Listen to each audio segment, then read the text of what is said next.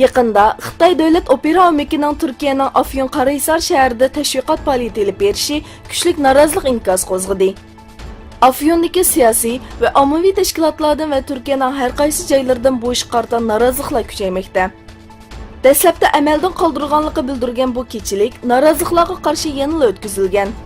Bu faoliyatga va uning maydon hozirliklariga qarshi inkaslar o'tirg'i chiqmoqda.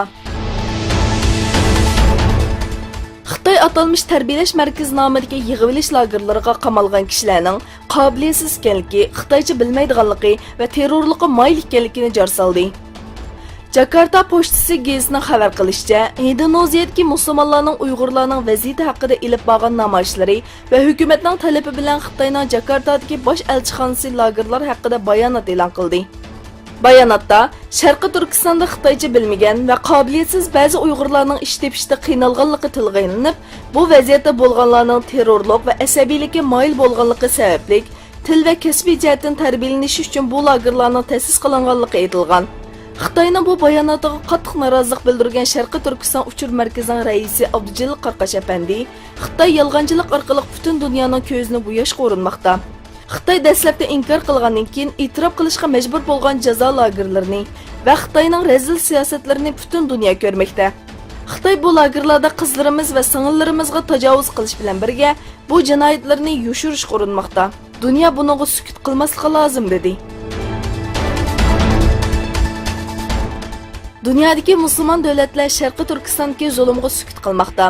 Indoneziya muavin raisi Yusuf Kalla yaqinda Xitoyning Sharqi Turkistondagi tajovuzchiliklarini ayblagan Indoneziya ulamolar kengashiga boshqa davlatlarning ichki ishiga aralashmaslik kerakligini aytib qarshi chiqdi.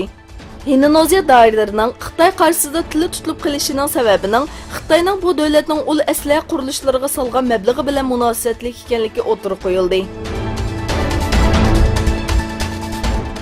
Xitoy Tashqi ishlar ministrligi e'lon qilgan bayonotda Sharqi Turkiston va Tibet bahonasi bilan ichki ishlarga aralashmaslik haqida ogohlantirish berildi.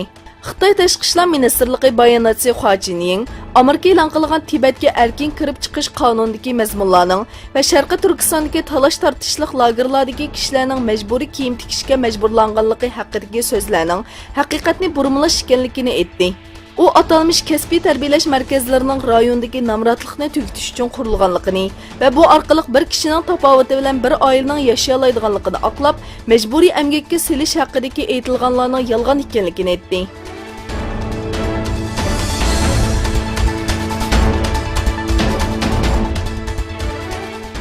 Meksika hukumati Amerikaning O'rta Amerikalik ko'chmanlardan shakllangan karvondagi kishilarning Meksika chegarasiga o'rlashtirilishi va zarurat tepilganda Meksikaga qaytarilishi haqidagi talabini qabul qildi.